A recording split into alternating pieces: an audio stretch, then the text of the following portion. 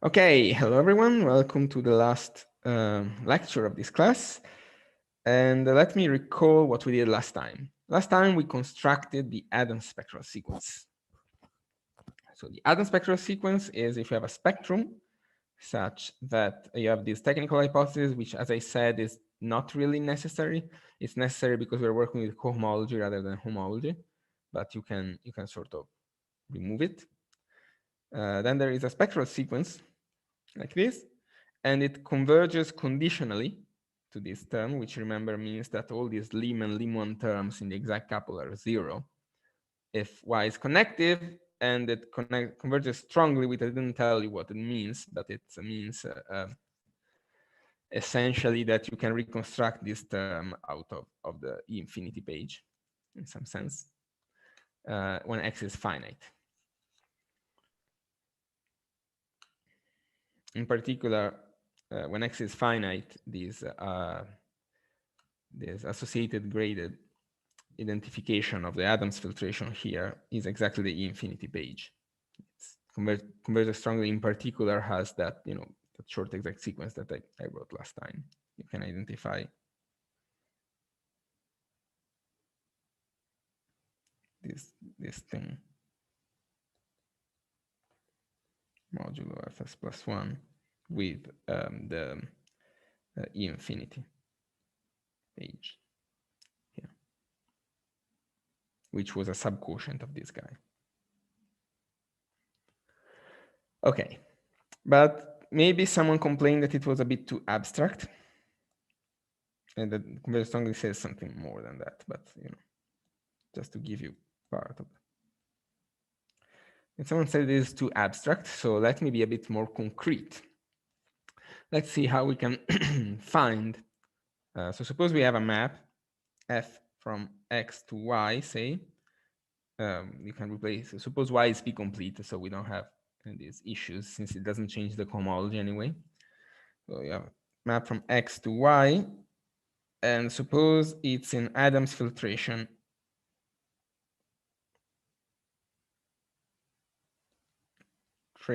S. This means the class of f in f of s mod fs plus 1 lives in a subquotient of oh, sorry, I wrote hom, but of course that was wrong. This is ext. I mean, s and t have to appear on the left-hand side. Otherwise, we have problems. Sorry. It lies in a subquotient of x. I suppose this was, well, okay. S0. No, SS. 2. Right? And I want to tell you a recipe to get an element of ESS2 out of this F.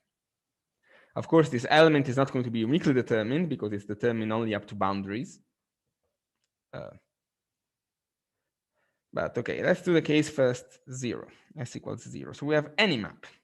I mean, remember, Adams filtration 0 just means any map, no condition.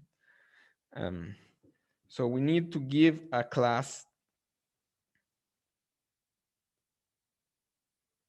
in hom h upper star y h upper star a.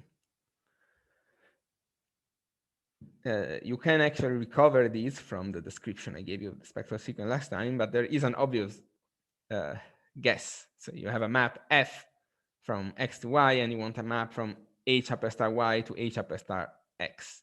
So what would you choose? And here there are no boundaries, so this is actually canonically. There are no boundaries for degree reasons, so this is actually canonically chosen. And of course, this is just h upper star f. So yeah, if you have a map in degree, I mean, if you have a map, you get you can read out what happens on the zeroth Adams filtration. And the permanent cycles here are exactly those maps in cohomology that come from maps of spectra.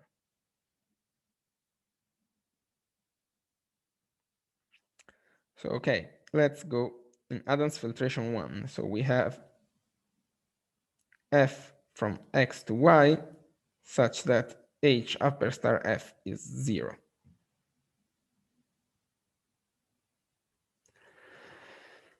We need to give an element of x to 1, 1, h upper star y, h upper star x, i.e., if you remember what x is, the isomorphism class of an extension. And I hope I don't screw the degrees here. So this is h upper star x shifted by 1, some mystery extension here, h upper star y.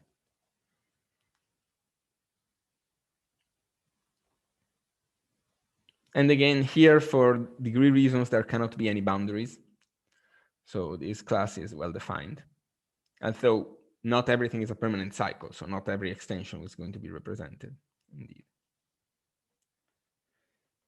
And indeed, the way you do it, you put here the isoclass of the cone of F. And why is this a short exact sequence? Well, you look at the long exact sequence in cohomology for F, you see that you get H upper star.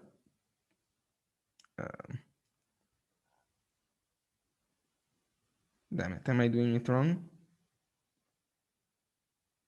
No, this should be right.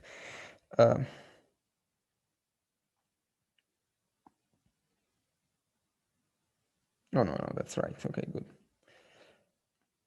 H upper star the cone of F and H upper star minus 1, I think, X. H upper star minus 1, Y, right? But these maps are the 0 maps by hypothesis, by the fact that F lies in Adams filtration 1. So this term gives you exactly the Adams filtration, the class, the Adams class of this map. Okay, so that's fairly straightforward. It is sometimes called the E invariant for E for extension, but it's just the Adams class. And if Pavel has told me that he did the the Hopf invariant 1 problem using K theory, you have seen something very similar. This is just an extension group of using KU cohomology instead. And that's a similar story, building some kind of Adams spectral sequence using KU instead of HFP. But I'll stick with HFP for the moment. So let's look now for a general S. Now, we don't expect to find a canonical choice of representative now, because, well, we don't. But, so remember, we can choose this guy as a factorization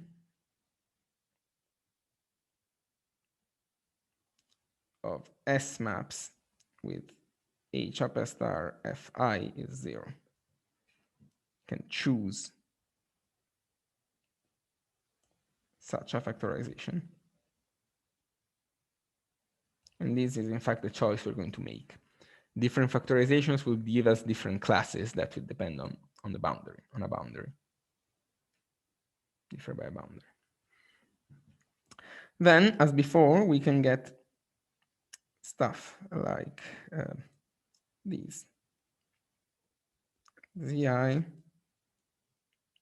cone of Fi minus 1 Zi minus 1, I believe. Yeah. Good. Yeah. Oh, that's I minus 1. Sorry. Okay, using the same trick as before. And now you can splice them together. And you can get, well, not too long exact sequence.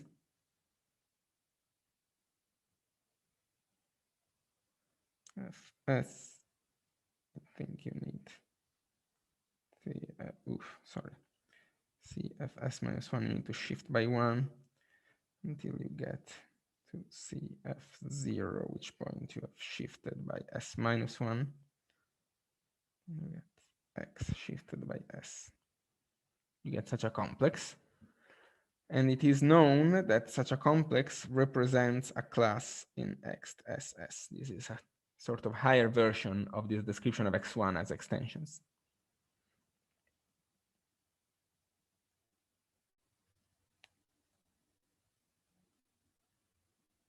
Of X. Am I doing this right?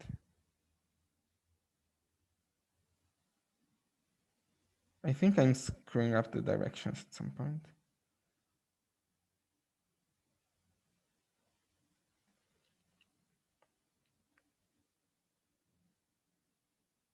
Oh, yeah. Sorry, I'm sorry. I'm so sorry.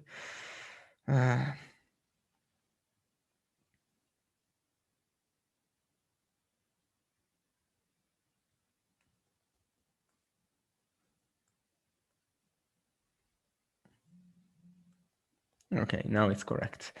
So sorry. Keeping the directions right is tricky.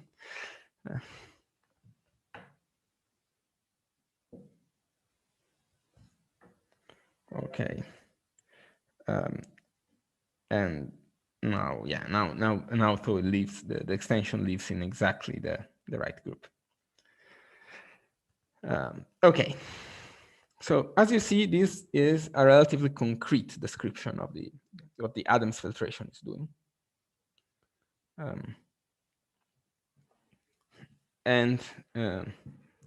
In particular, this connects the Adams spectral sequence to the Hopf invariant 1 problem. But before I say that, I will want to explain a little bit one technique to how to compute these X groups.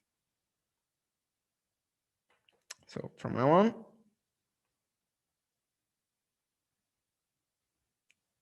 X equals Y equals the sphere. Adams spectral sequence is more general and it is sometimes useful in a more general setting.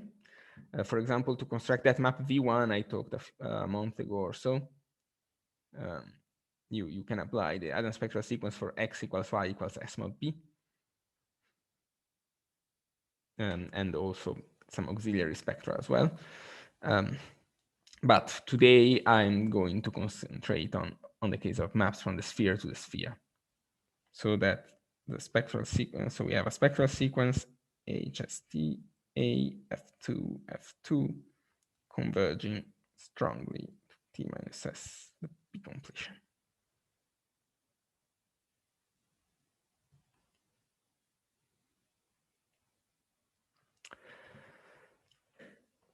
And okay, to compute X, the first naive idea is to find a projective resolution for F2. Turns out it's not a great idea because the projective resolution I'm about to write is like huge. But you can indeed write down a projective resolution, and we'll try to use it to compute at least S equals 0 and S equals 1. I was really hoping to be able to do also X equals 2, but turns out that no, that's already too much. You need to use other techniques. And it also converges to the 2 completion of the sphere, right? Oh yeah, sorry. If I have F2, yeah, okay. Let me also fix P equals 2. You're right. It's not like I actually know the answers when P is odd anyway. I kid. I know a little bit, but using the homology, because the cohomology gets annoying, quite tricky, quite quickly. But okay. Sorry. Yeah. Okay. So you have this F2, and you want to build a projective resolution. Well, in fact, I'm going to build a free resolution. Why limit ourselves to projective? And so, well, what's the dumbest possible thing you can do? Well, you have a generator, which is 1, and you can hit it with the free module of rank 1. That's okay.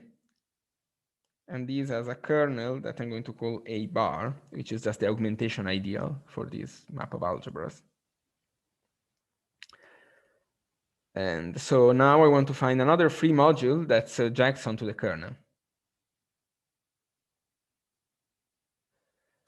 Well, there is a canonical way of doing it, which is just taking the free module over this guy and, mapping like this by multiplication. We know it's a submodule because it's the kernel of map of modules. Okay, that was huge. And then you can go forward. It turns out that you can do this trick again by taking A tensor A bar twice, A tensor A bar 3 times, and so on and so forth.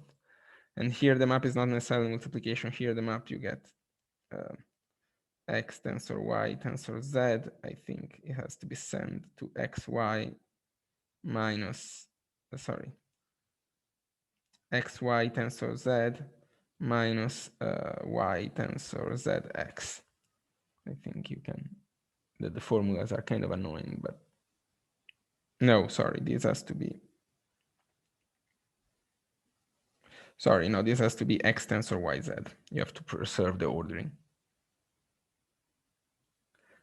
And at every point, you just multiply, you take the alternating sum.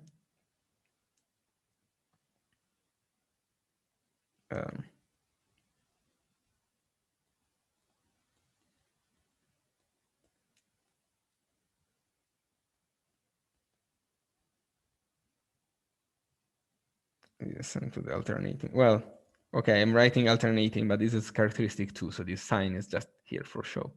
And then you just, I plus 1, you multiply 2 terms. And since it's an ideal, everything works out. So all these products that has to stay in the ideal are in the ideal. So this is called the bar resolution. And let's actually compute the x. So therefore, x is the cohomology of this complex. So you have 0, hom A F2, hom A tensor A bar F2 over A, hom A tensor A bar square F2, and so on. And in fact, this complex here, whose cohomology I'm computing, is exactly the universal complex that came from the Adams resolution I gave you last time. Remember, I gave you a complex whose cohomology was the E2 page. Turns out, if you unravel it, it's exactly this complex. But these are, we can also write them like this. Hom to A bar F2, hom A tensor to etc.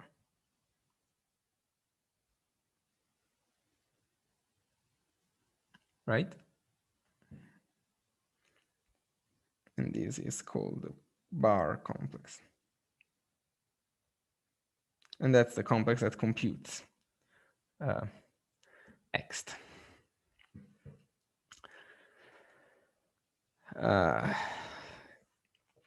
Okay, the good thing is that when you unravel what everything means, this map is just a zero map.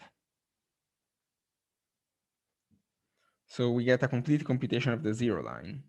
You have Ext0 T A F2 F2 is F2 when T is 0 and 0 otherwise. Okay, as I said, this is just a home, so you could probably have done it without all this rigmarole, but you know, that's good. But the good thing is that you can actually compute the Ext1 also.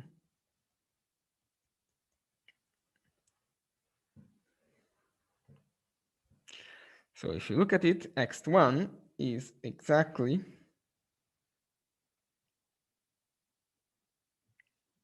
hom A modulo A bar modulo A bar square into F2. Because,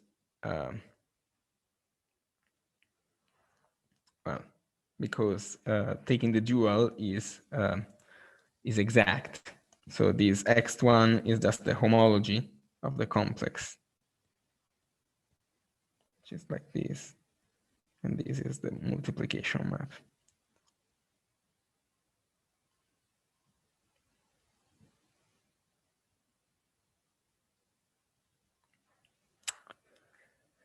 Okay, and what is this guy? This guy is known as the module of indecomposable.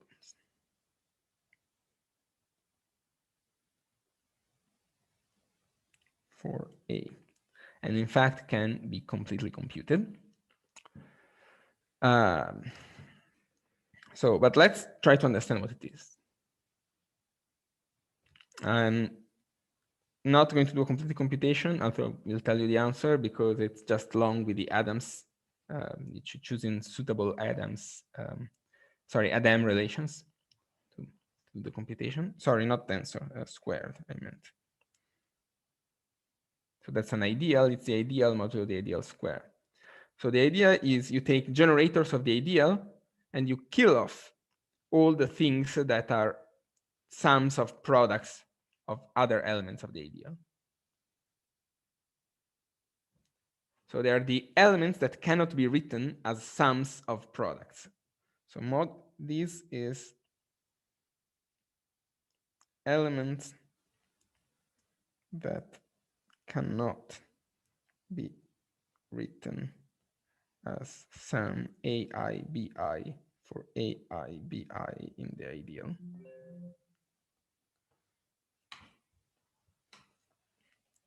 That's why they're called indecomposable. You cannot decompose them as products of other elements. Okay. So, but we know a basis for A, and thankfully a lot of elements of the basis are decomposed. So remember, A bar had a basis of the form SQY0, SQYN, where, you know, we had this,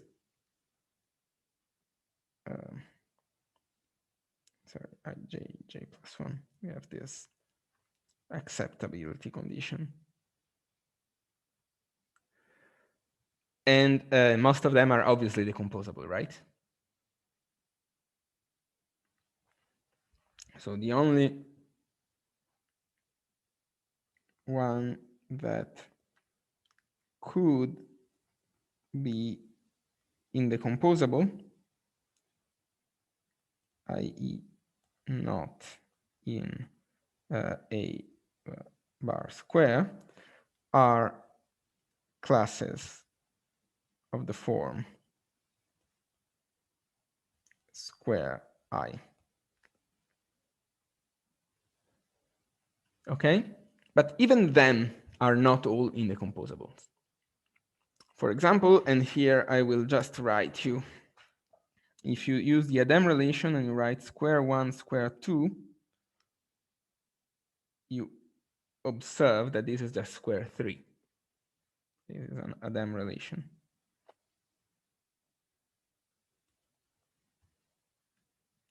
And in fact, if you're clever, you can write all elements that are not of degree a power of 2 using a suitable Adam relation.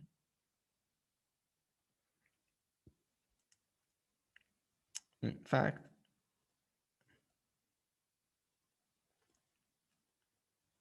using a suitable Adam relation,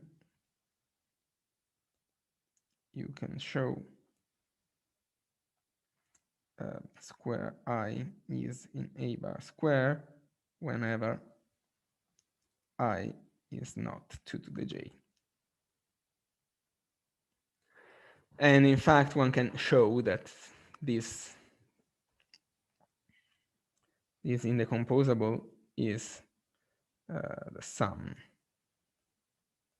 square 2 to the j greater or equal than 0. Sorry.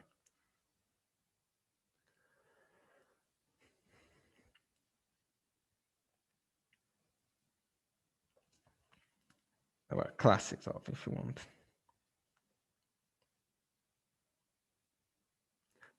This is not a complete proof. You have to do a bunch of stuff to show that there is such an indecomposable. I mean that these guys are indeed indecomposable, but you can actually show that.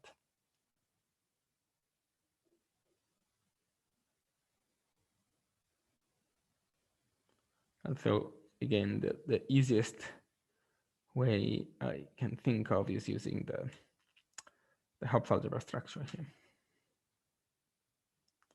So I'll skip that, but the point is that then so let Hj be the dual basis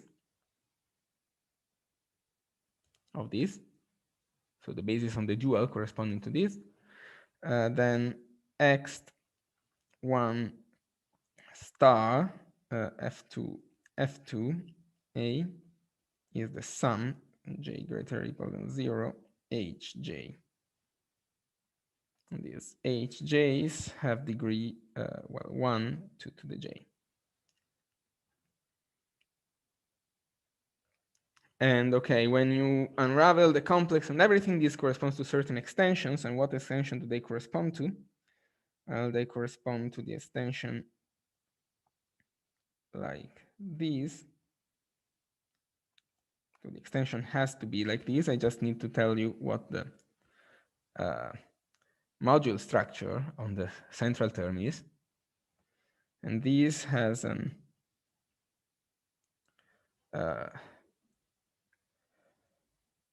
a module structure. No, this color is no good. Sorry. A module structure such that, so let me call this basis element, sorry, x and y, such that square 2 to the j of x is y. And all the other squares have to act like 0 for degree reasons. And this actually gives you a module structure exactly because you were indecomposable, because think what would happen if you were try to do that for square 3. We have the Adam relation here that tells you that square 3 is square 1 times square 2. So if square 3 of x would be y, then y would be square 1 of square 2 of x. But square 2 of x is 0 because there is nothing in that degree, so that cannot be. But for indecomposable, it can happen. And in fact, these are the extensions corresponding to hj.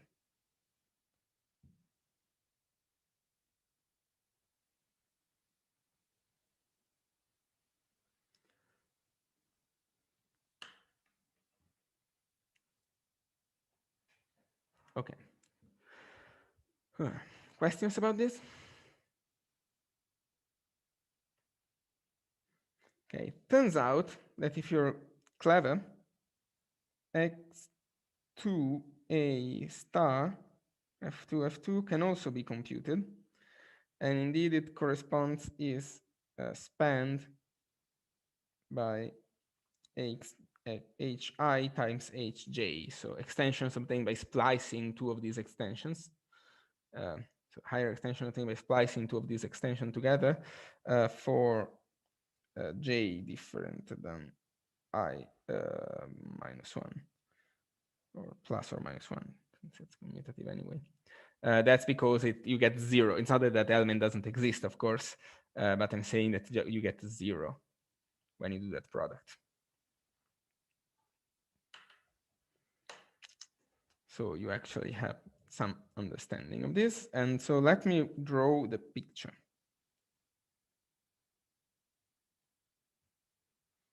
So you have this class here. I don't know what to call it. It's just the class of the identity.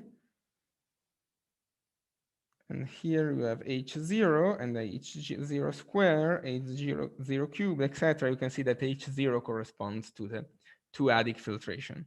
Again, and here the degrees are t minus s and s. Two-adic filtration. Then you get h1. And in fact, h1 goes on all the way here. Here we have h2. In t minus s is 3 because h2 has by degree 1, 4. And in fact, it turns out that h2 h0 square is exactly h1 cube. And then a little bit further, you get h3, and then even more further, you get h4, etc. And the two line gets kind of a mess after a while, but you know.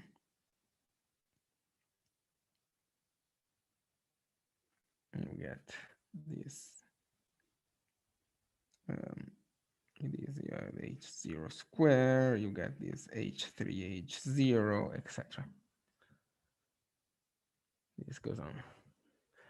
And these hj's are called Hopf invariant 1 elements because if you look at the definition of a Hopf invariant 1 map, it's exactly a map that corresponds to this extension in the Adams filtration.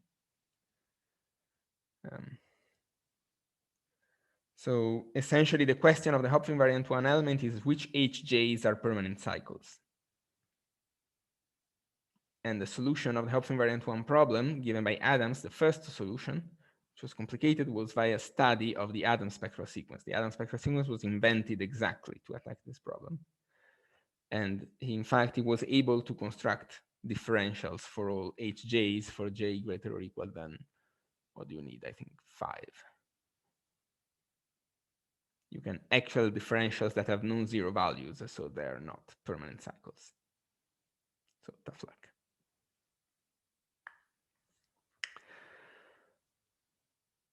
Okay, but that's not the Hopf invariant 1 problem that I want to talk today.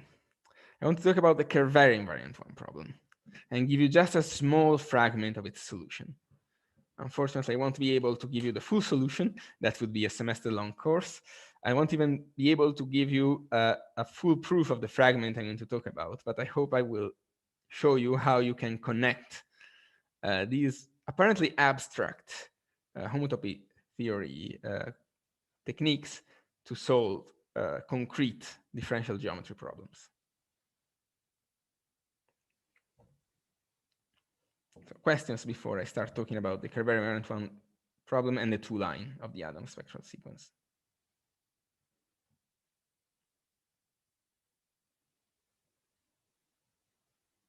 No questions? Okay. Then let me draw a line.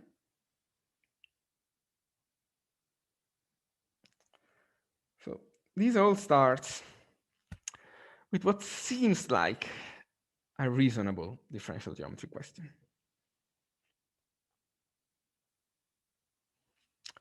And the question is the following. So let M be a 2Q dimensional manifold. The case of odd dimensional manifold is easier, so I'm going to ignore it. Sorry, not manifold, frame manifold. Remember, framed means that it has a trivialization of the stable normal bundle. So when is M cobordant to a sphere? So i.e.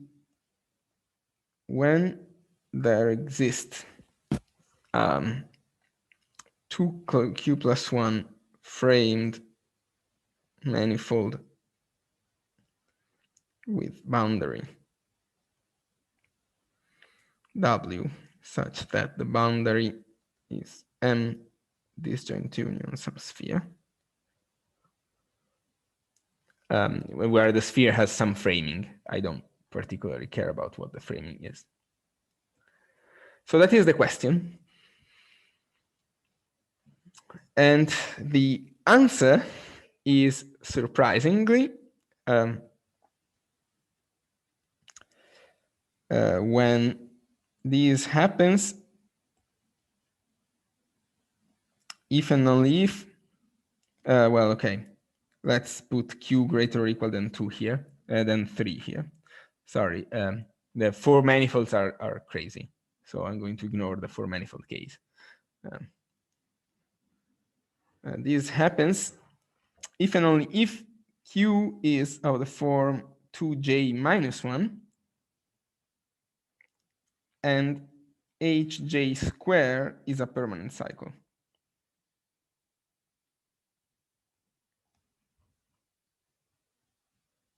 Okay. What the hell? We started with a concrete question about manifolds, and now we have a question about some differential on the Adams spectral sequence. It's a long road to go from A to B. But before I go further, let me mention this important theorem by Hill, Hopkins, and Ravenel, which is, I think, the most recent theorem I'm going to talk about and I ever talked about in this class. So let me check. Yeah, the published paper is in 2015. The first preprint was in 2009. So it's a 21st century mathematics, really. So hj square is not a permanent cycle for j greater or equal than 6. So we're talking about, 7. We're talking about, and then it is known that hj square is a permanent cycle for j less or equal than 5. This by direct computation. It's actually fairly easy to provide explicit manifolds until you get a j equals 3. For j equals 4, it's an easy computation with the Adams spectral sequence, and I'm not sure if they actually provide a manifold in that case, but they might have. And for j equals 5 is a hard computation with the Adams spectral sequence, and we definitely do not have a manifold, but we know it exists. Oh, sorry, this happened. This does not happen. Ooh, sorry, this made no sense. I'm saying that there is a manifold that is not cobordant to a sphere, if and only if that happens. Sorry, I said the exact opposite of what is true.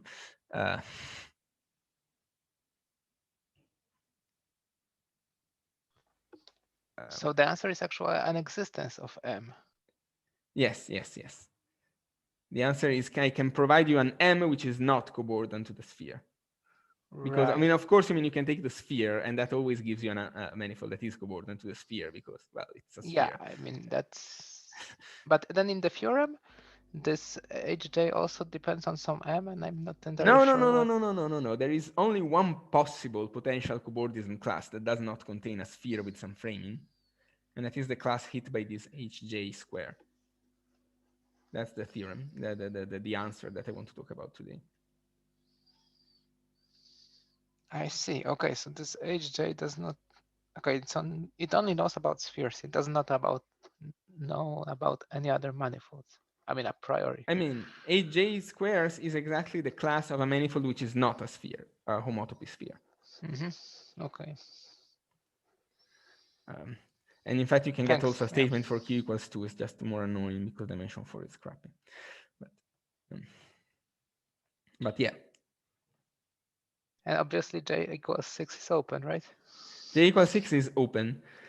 Although, if you ask my personal opinion, and I'll claim that this is my personal opinion, it is a permanent cycle for J equals 6, because the proof that Hill-Hopkins and Ravenel use really does not work in dimension 6. There is really no way of making it work there. And so it's probably like, there is probably just some crappy manifold for low dimensional reasons. It's just the low dimension is 126 and we have no idea how to attack it, but we are getting close. Actually, very recent work about computing the homotopy groups of spheres is getting really close. I think they need only a couple more information about the Adams spectral sequence before deducing whether it is a boundary, permanent cycle or not. I think we're probably going to hear it in the next few years. But I mean, this is actually the main driver for all these hard computations of the homotopy groups of spheres. It's not like you hope to find a pattern, but people just want to settle this case of 126 dimensional manifolds because it's just annoying to have it like that hanging around just outside of our computational power. Okay, but it might or might not be a permanent cycle. I mean, we don't know right now. My personal opinion is that there is some crappy manifold around,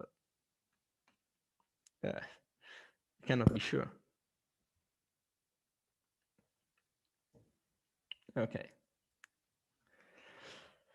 Okay, let's start bridging the gap between geometric topology and so recall Bordism classes of frame manifolds are the homotopy groups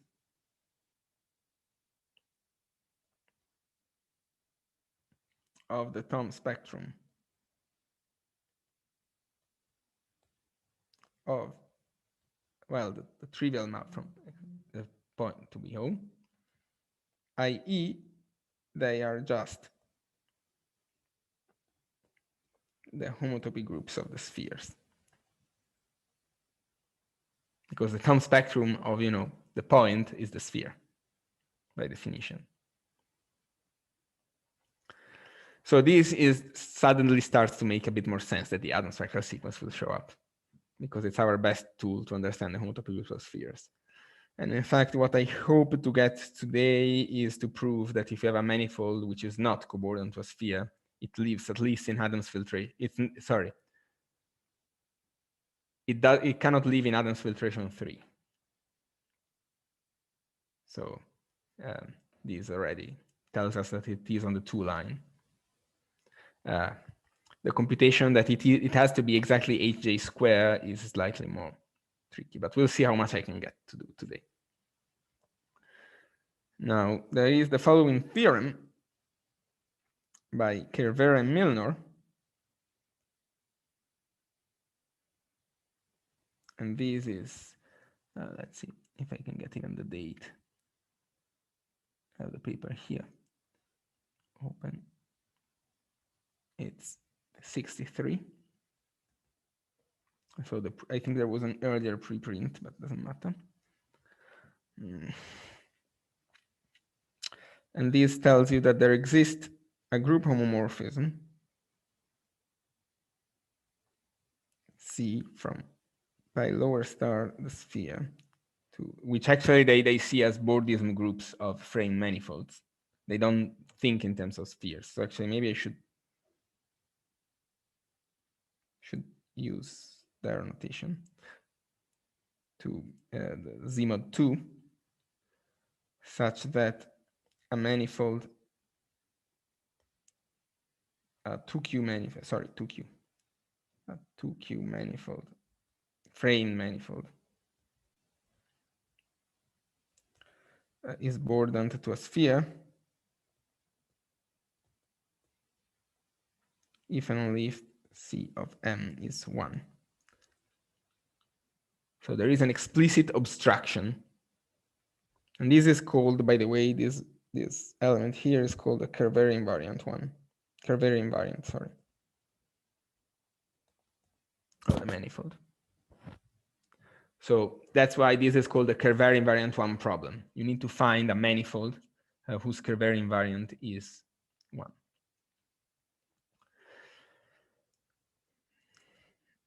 Okay. And I won't give you the proof of this theorem, but it's fairly concrete. You can read the paper by Kerber and Milnor. It's a famous paper. It's quite readable. It works by surgery theory. You start with a manifold and then you do Bordisms on it, you do surgery on it until you ensure that it has only homology in degree 0, 2q, and q. And then if you want to play the same game and ensure that also the qth homology vanishes, you find that there is an obstruction, that is this Kerber invariant. And then it has the homology of a sphere, and then since the dimension is at least 2, it's at least 5, sorry, there is no problem. It's homeomorphic to a sphere. It's not diffeomorphic to a sphere. It might be an exotic sphere. But it is homeomorphic to a sphere, which is all that we care.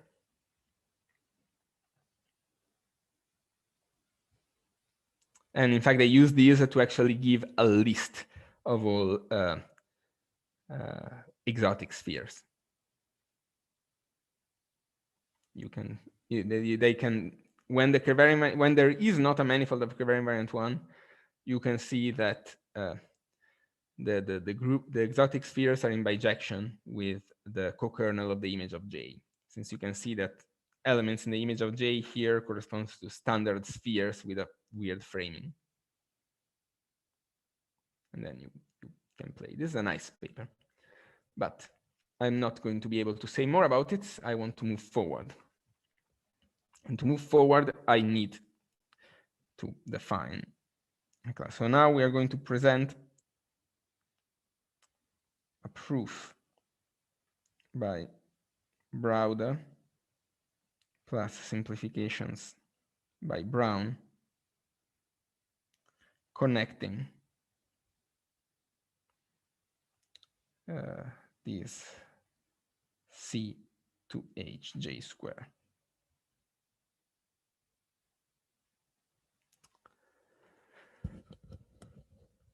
Okay, questions about it?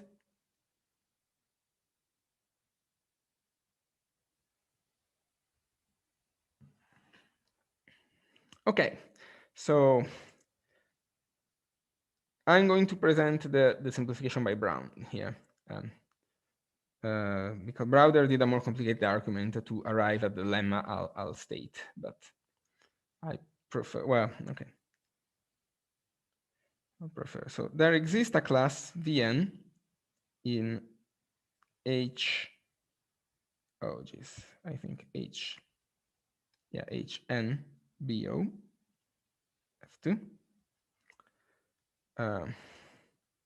with the property that for every manifold M,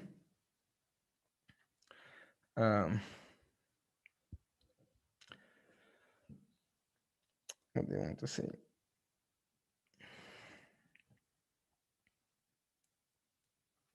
Yeah, let me say it like this. So we have this pairing here for any X and Y classes in complementary cohomology dimension.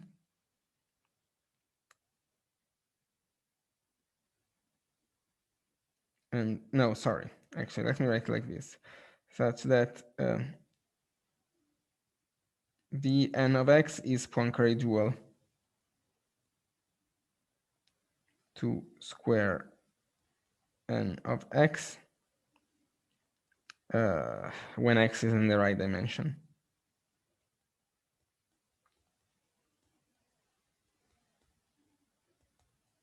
It's not very important. The important part is that this class Vn is actually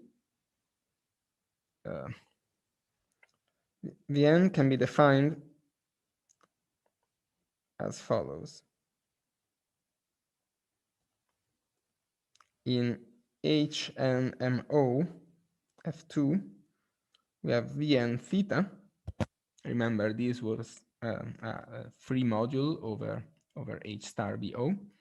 This is the same of SQN bar theta, where SQN bar in the Steenrod algebra is defined inductively as SQ0 bar is just SQ0, well, there are no other elements to be chosen. And the sum SQI bar SQJ for I plus j is n is equal to 0 for n greater than 0.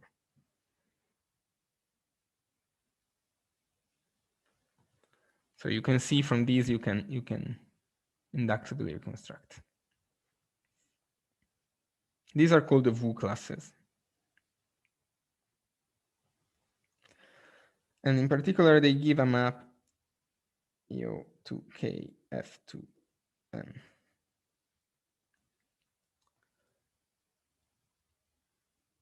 So we have these cohomology classes.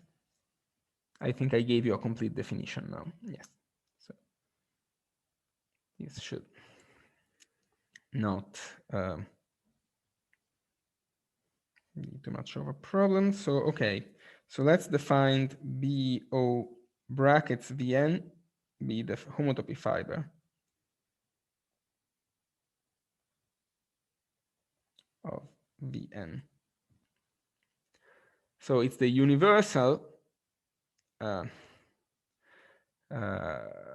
bundle where Vn is 0, or rather with a trivialization of Vn for that bundle. Vn is some characteristic class of a bundle, of a virtual vector bundle.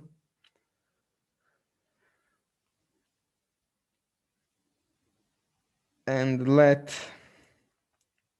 Brn be the Thom spectrum of BO Vn going to BO. So its homotopy groups are manifolds. Remember, the homotopy groups B and BRN are Bordian classes of the manifolds with a null homotopy.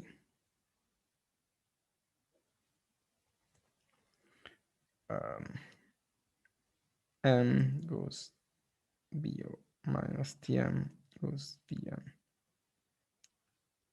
So they have a trivialization of the nth Wu class of the minus the tangent bundle. Okay, now I'm going to put the theorem by Brown here, which unfortunately I won't have time to prove, but there exists a map C from pi to Q Browder Q plus 1 to Z mod 8, making the diagram commute.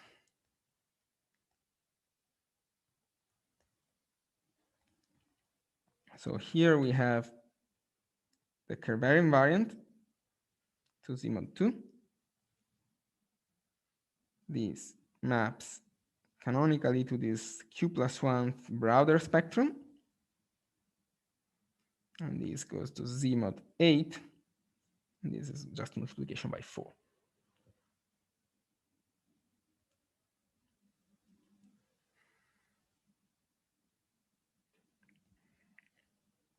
In particular, and that's the result that Browder proved with a little more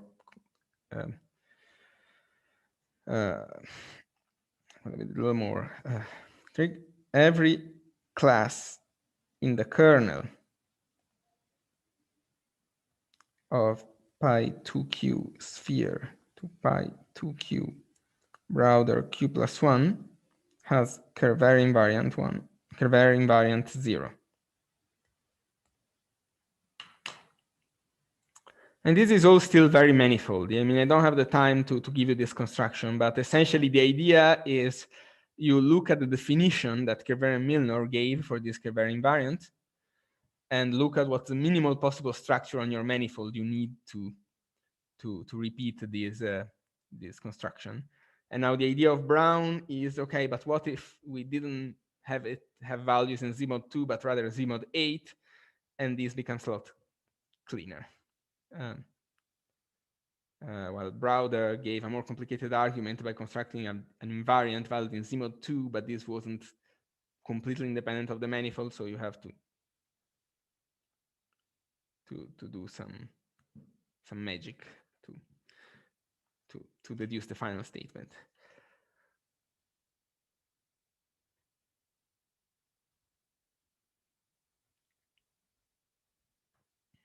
Okay. So our goal now is to understand the homotopy type of this Thom spectrum and show that this kernel is big indeed. One word of warning, and now we have paid the price that our Thom spectrum here does depend on the Q. This is not a uniform statement in Q. We have, while the Kerveren invariant was defined for all degrees of manifolds, it's even defined in odd degrees if you want, it's just 0 in odd degrees always. This guy depends on the Q.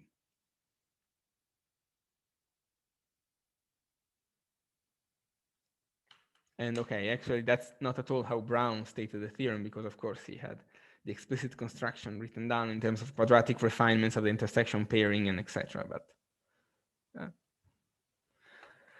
these I think will suffice for today. Okay, now we get to actually how to do things. So, okay, so now the goal is to study the image of this vertical map here, or rather the kernel. Note that we can go here, we can go to Browder Q+1. You can go further to MO, of course. And the first observation is that every class in positive degree here dies in MO. That's because MO is just a sum of Maclaurin spectra, and you can see that only the degree 0 can be seen. So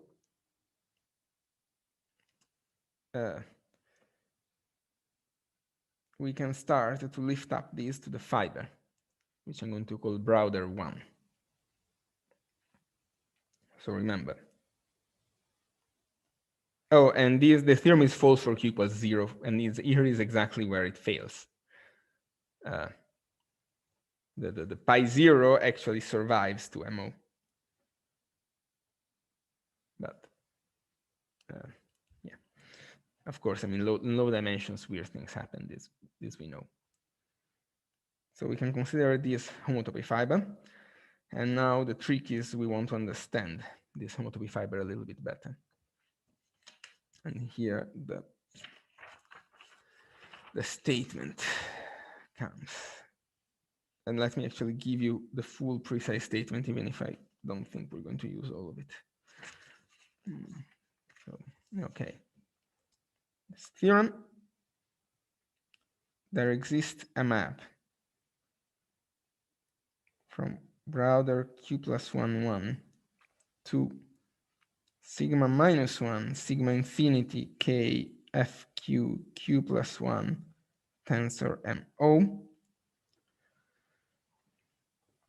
which is an ISO on cohomology with coefficients in F2 for star less or equal than 2Q, and whose kernel in star equals to 2Q+1 is cyclic of order 2, that is, it's just a one-dimensional subspace generated by a class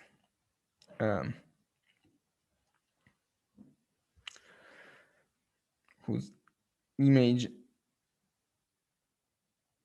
in, now we can project MO to F2.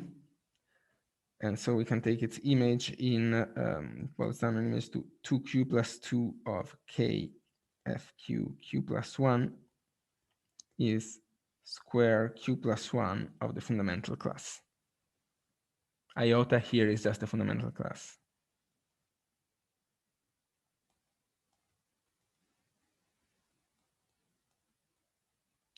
F2 generator.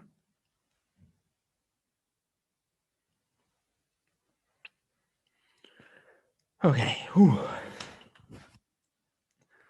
Okay. You know, not sure if I'll be able to prove this whole thing. So let me tell you how we use it to at least show that nothing lies in Adams filtration 3. Okay. Is the statement of this theorem clear? We have this map that has a particularly nice behavior on cohomology. And secretly, what we are doing is we are actually trying to compute a fragment of the Adams spectral sequence for BR Q plus 1 and see that all the elements in the one line go to 0, except from hj square, which go to something. That's essentially what we're more or less doing, although that's not the language we're using here. So let me go back here. So we have BRQ plus 1 going to MO, and this has fiber BRQ plus 1, 1. And these maps to this sigma minus 1, sigma infinity KFQ Q plus 1 tensor MO. And these as a fiber BR that I'm going to call BRQ plus 1, 2. And then you can see that this guy has no homology below degree 2q, and in 2q you get an F2 by the statement of using the long exact sequence, and therefore you can just get a map here. Again, this is not quite an Adams resolution because these vertical maps are not surjection on homology, but they are surjections in low enough degree. That's what I mean when we are computing just a fragment of what's going on.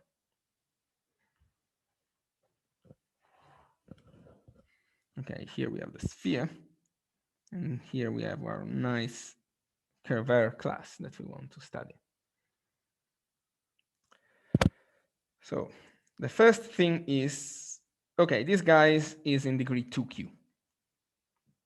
For q, let's say, greater than, I don't know, 4. I don't know, q greater than 2. Anyway, it's certainly greater than 0, so it cannot be in Adams filtration 0, because we have seen that in Adams filtration 0, there's only classes in degree 0. Moreover, it cannot be in Adams filtration 1, because we have seen that all the classes in Adams filtration 1 are in degree 2 to the j minus 1, so in odd degree. So this guy has to be at least in Adams filtration 2. Moreover, these guys are just sums of h of 2's. Because remember, these are all, well, the MO is a wedge of is a sum of h of 2's because we proved it, or at least we gave a sketch of the proof. And the second guy is just a bunch of h of 2's tensor something, and we have seen that those two are also sums of h of 2's. So what this boils down to is, okay, this class, which is in Adams filtration 2, certainly lives here because it's 0 on cohomology, since it's an Adams filtration at least 1. But moreover, this map is also 0 on cohomology. because it's in Adams filtration 2. So it lifts further here. And now you see that the importance that this guy has nothing, as only a z-mod 2 in degree 2, and nothing in degree 2q, and nothing else. So now the point is, if this map were in Adams filtration 3, it would lift also to the fiber. But this fiber, we have seen this as nothing, so this is 2q connected. So, whoops, that will be 0. And well, if that map were 0, then in particular the map to BRQ plus 1 were 0, and so the manifold would have Kerber invariant 0. So if, so let me call this alpha. Alpha is in Adams filtration 3, it lifts to BR3Q plus 1. It is 0. So Kerber invariant is 0. So as you see, we have already cut out a huge swath of the Adams spectral sequence just by looking at this guy.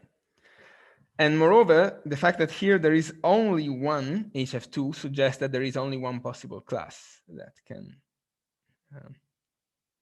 be.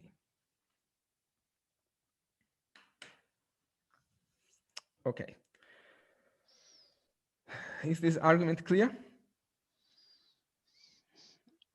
I'm slightly confused about this part where you use the filtration on Adams sequence to, the second filtration to lift twice. Yeah, I so mean, the point is, if I have a map, suppose you have a map like this. So these are just a bunch of HFP2s. These take the fiber, they another bunch of HF2s, and these take the fiber again. Suppose you have a map that's in Adams filtration 2. What does it mean? It means that it factors as two things. So this guy, you can choose a lift. Okay, I would be precise. It's not true that every lift lifts further, but you can choose a lift that lifts further. Because now this map is also 0 on homology. Oh, I see. Okay. And so you lift further. And so it's further and further in Adams filtration. So if you're in Adams filtration 3, you can lift 3 times.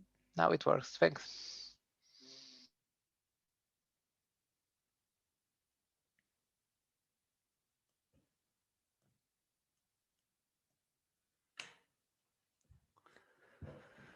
So, wow. Okay, what can I do in 15 minutes? Not much. So let me say a couple more words about perhaps, so the construction of this map is very geometric. I'm not sure I want to say all the details, but yeah, let me not say the details. The construction of this map is essentially these, you can see these as the Thom spectrum of, well, okay, as a fiber, okay. Well, this is the desuspension. No, it's not the desuspension. Yeah, okay. Anyway, it's related to the Thom spectrum of this guy. And the way you do this is essentially by constructing something like a map like this, only that's not literally true. You have to massage it a little bit. And you use the Thom isomorphism to check that the behavior on cohomology is the one you want before you Thomify. And then the Thom isomorphism will ensure that the Thomification also has the required behavior on cohomology. And it's more complicated than that, actually, but well, I think in 15 minutes, I could explain it, but I want to say maybe a tiny bit more words on how you identify this mystery class that could have Kerber invariant 1. And the point is you have border maps like this of degree 1, so maps to the suspension of the target. That's what I mean with this little dash over the thing. These are degree 1 maps. And this composition here is 0. because we are doing a fiber sequence twice. Two maps in a fiber sequence in a row. And the trick is to identify what these maps is. So let me call these maps X. So the lemma here is that X, which is a map in H 2Q plus 1, sorry, no, 2Q plus 2 of MO tensor sigma infinity KFQ Q plus 1. We have this map here. This has a formula. And I'll write it to you in all its beauty. Oh, sorry. I'm writing it in the other direction. You know what? Yeah. Let me not try to do this.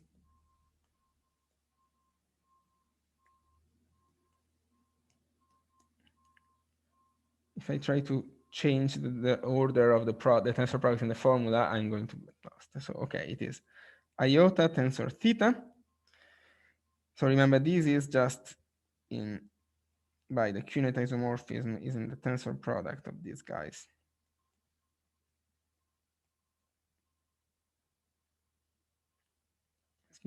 Theta plus iota tensor VQ plus 1 theta plus the sum for 0 less than 1 less than,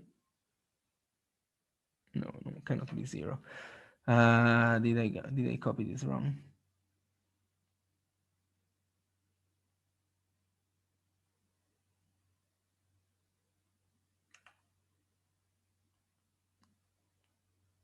Sorry, 1 second. I check on the original paper because no, it's right. Square I of iota tensor W Q plus 1 minus I theta. Okay, so that's the class. And now you might ask, okay, what the hell? How do you even compute such a thing? Well, I actually told you all that you need to know to compute it secretly, because I told you that this class is the generator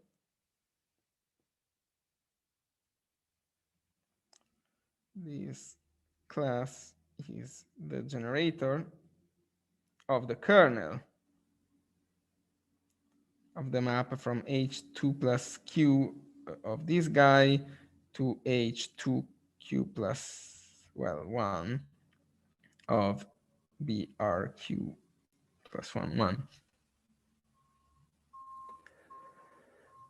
And in fact, you can restrict to sigma infinity K FQ Q plus 1. You see that all these terms here disappear, and you get square Q plus 1 iota, which is non-zero. So this X is non-zero. So if you show that it is in the kernel, it has to be the generator because the kernel has only two elements, a 0 and a non-zero element. And now you just, unravel the definition of the map I said in the theorem and look at the computation, and it's not actually that hard. Here I'm using the formula that I said last week, that this is square Q plus 1 minus 1 theta secretly. So this piece here is just square Q plus 1 iota plus theta minus terms and etc. And you just do some computation and you get these results.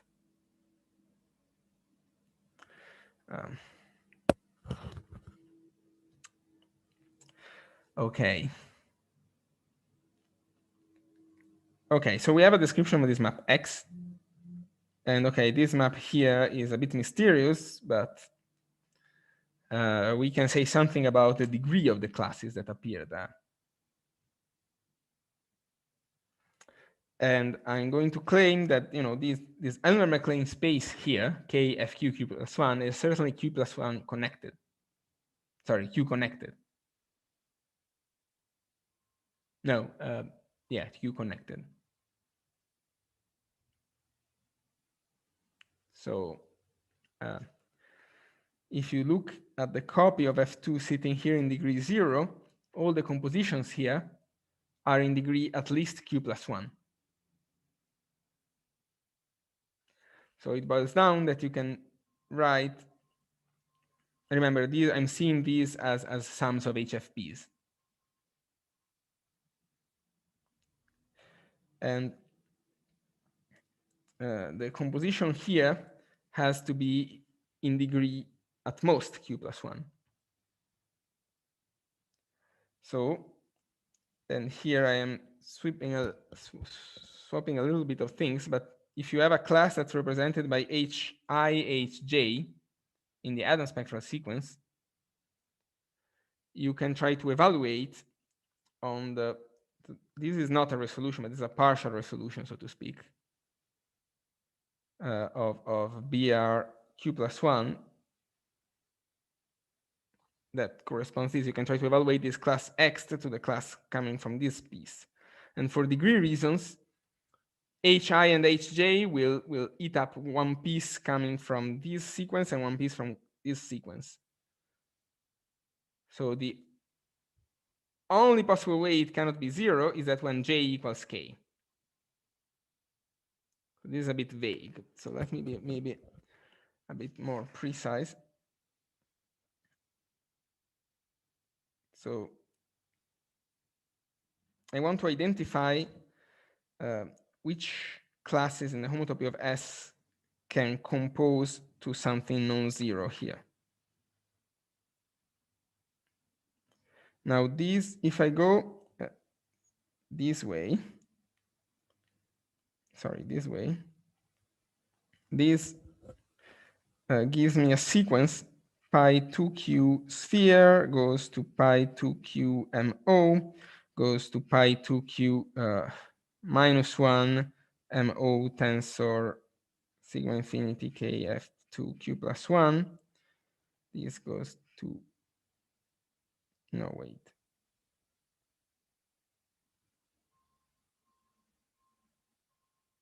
Am I doing it right?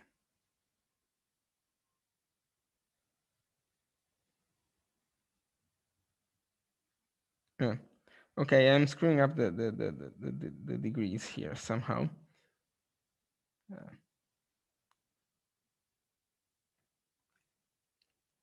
Let me say pi star. So I don't have to worry too much about the degrees. And this is, you would like to say this is a resolution, but this is not a resolution. This is sort of a partial resolution. You have to add pieces here to get it into a resolution. But the point is that all these pieces are in high enough degree, because we ensure that our maps are isos on cohomology, our surjections on cohomology up to degree 2q. And so you can try to see, and remember, this resolution here is exactly the resolution that computed the E2 term of the Adam spectral sequence. So you can try to see, okay, which classes is represented by the identity class here. And here you have to play a little bit with the cobar construction, but the point is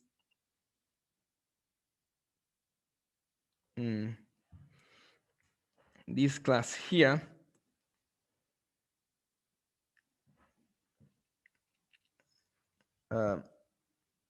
what do I want to say?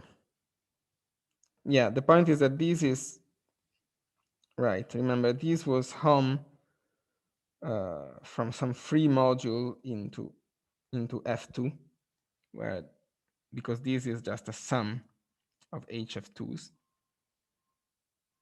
over A.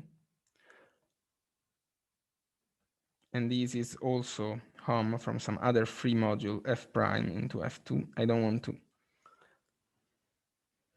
be super precise here.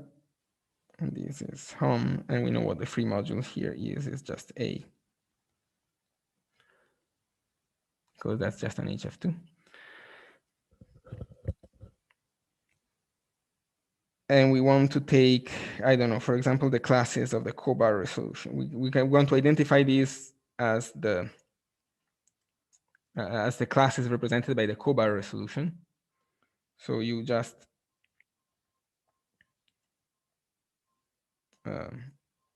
can construct a comparison to the Kobar resolution like this.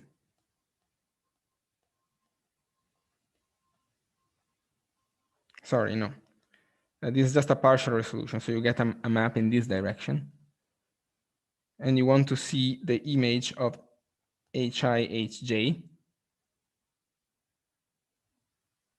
here.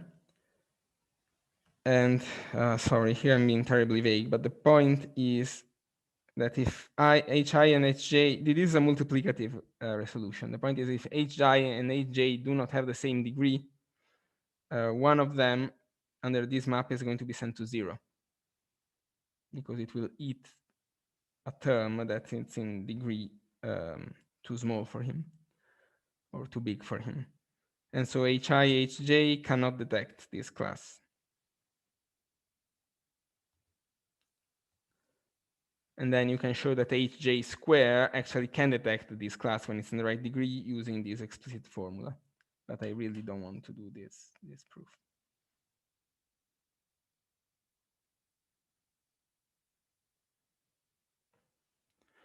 And sorry, this last argument was a bit vague. I hope at least the proof that it was in filtration degree 3. Sorry, that it was in filtration degree less than 3 was clear. Yes. I think that's all I want to say about this proof. But you can see we started with manifolds and asked a very concrete geometric question: what are these manifolds coordinate to spheres? And in the end, we reduced it to some differentials in the in the Adam spectral sequence. And then the argument, the fun part is that the proof of Hill-Hopkins and Ravenel takes an even more circuitous approach.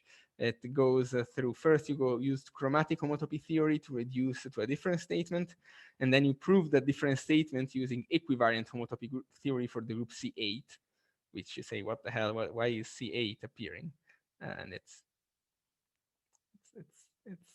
very magic, and this is a very beautiful story, but as I said, this whole thing done properly would take a whole semester. Still, I wanted to share to you in this last class to show you that this is not completely abstract and pointless. We have concrete answers. So, okay. Last questions?